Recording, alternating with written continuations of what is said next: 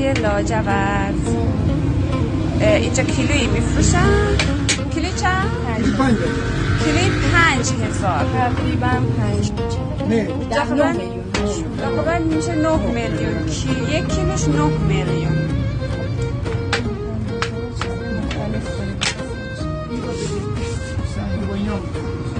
اینا چیه؟ اینا بلون سنگ جید اینا معدن بدخشان یا رب چی میبینم مگر اون شوخ دل دار آمده. یا رب چی میبینم مگر اون شوخ دل دار آمده. سنبول فگنده تا کمر ماهیده و چار آمده. سنبول فگنده تا کمر ماهیده و چار آمده. قاصه ساخته شده با سنگ لاجورد. قیمتش؟ میبینه 3,000 افغانی. حدوداً 4.5 5 میلیون.